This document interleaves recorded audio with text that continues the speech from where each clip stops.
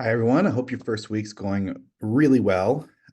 I've really enjoyed engaging with you all in the Unit 1 discussion board. If you haven't already, keep in mind that today, Wednesday, is your due date by tonight for your initial post.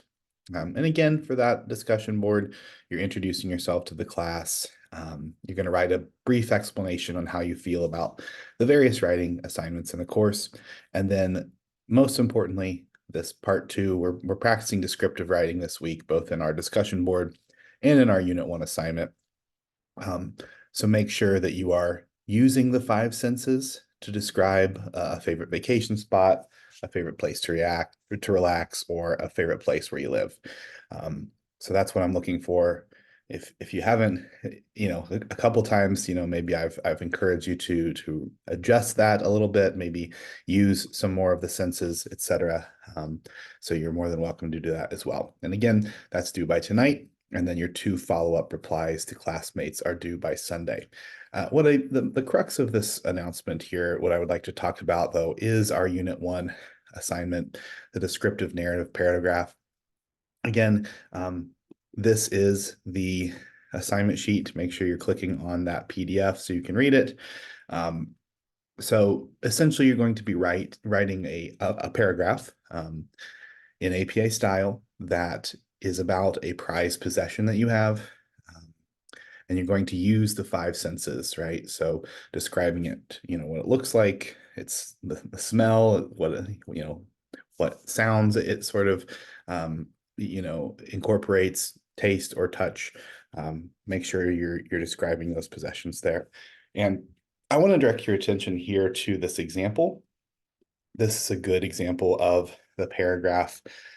Obviously, for this specific assignment, you're going to be writing in the first person.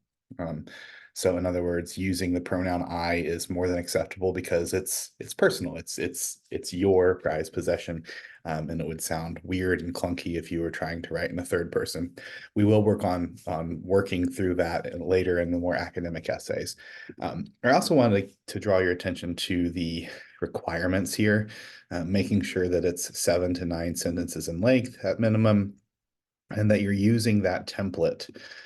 Again, that template is found up here in the readings and resources tab here. If you scroll down here, this right here, this APA title and reference page, again, I would recommend you downloading it. This is what it looks like. You'll add a title. You'll change this to the title of your work. You'll add your name. This is the English department and post-university, English 110, and then my name, and then the due date, which is the 14th.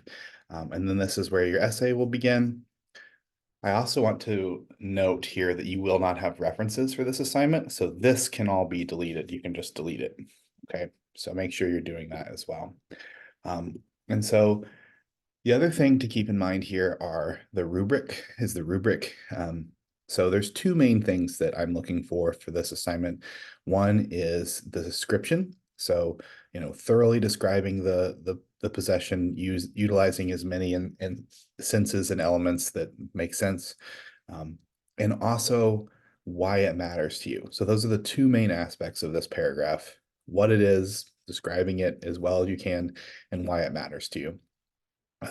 You will get points for having made it at least 7 sentences and also formatting it correctly in APA style, and proofreading your document. Okay, so that's due Sunday night. So keeping that in mind as well. This resource here is really useful if you're struggling with writing a descriptive paragraph or how to do that. So make sure you're watching that as well. So again, just to recap, the initial post of your discussion board is due tonight, Wednesday. The 2 peer replies to that are due Sunday.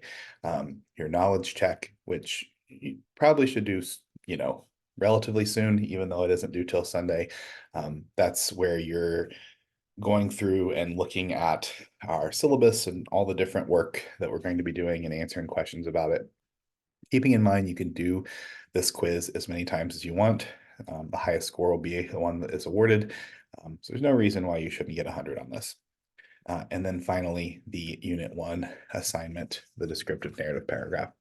If any of you have questions, please do not hesitate to reach out to me via email or in the Ask Your Instructor tab if you think that other people can benefit from your question as well, which is likely. So that's all for this week.